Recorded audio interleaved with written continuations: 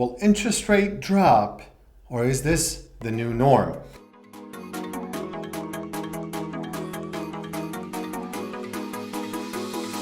Hey everyone, this is Zaid Hanna with the Hanna Group here at Real Estate 38. And today's topic, will interest rate drop, or is this the new norm?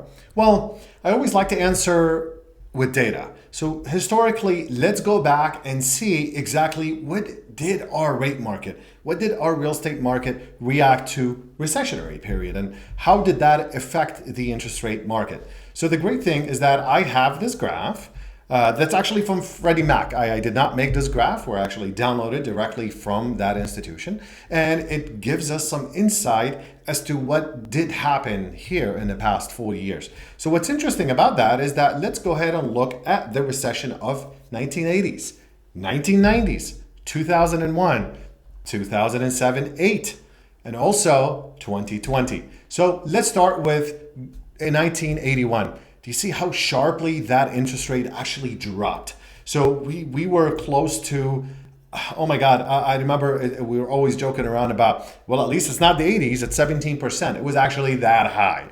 So when my dad bought his home in 1998, the interest rate was actually closer to about 8-9%. So as we go through that recession in the 1990s, 1991, the interest rate there dropped also.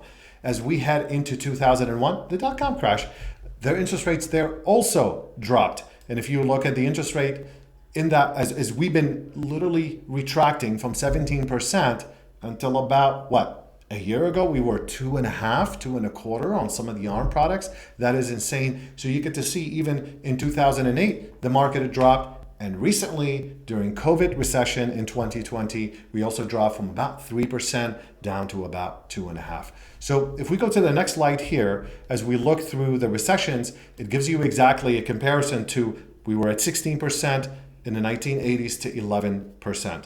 But if you look at the 81 to 82 was more like 18 to 13%. So that's a big swing.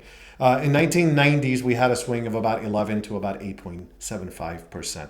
In 2001, I remember that's when I personally got into the real estate market with my own investments and portfolios in 2004. And I remember getting a home for about 6%. So at the time we went from 7.375 to about 6.5-ish at the time, right in that recession. And of course, in 2007 and 8, the Great Recession, the housing market that caused the recession, we went from 6% down to 4.875. And of course, as you know, in the past couple of years, if you've been watching this market, we went from 3.75 down to 2.75. So what is the message here really?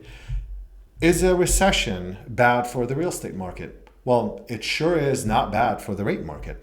Meaning the issue that we're seeing right now is that a lot of the homeowners that did own here in the past 10 years, they all, on the most part, have refinanced into 2 and 3% loans. As they're seeing 5 and 6%, we're going to see less inventory. So we want more folks to move. So a lot of folks actually, they're entering our market, getting an ARM product that's a 5-year fixed or 7-year fixed or 10-year fixed. That's called ARM, adjustable rate mortgage. They're getting a lower interest rate short term, as it is fixed only for 5, 7, or 10 years, and they're looking to refinance that should this recession, if it's going to show its face. Everybody's kind of predicting about 70-80% that it's going to come the first or the second quarter of next year, that eventually the rates will drop. At that point, they get to refinance.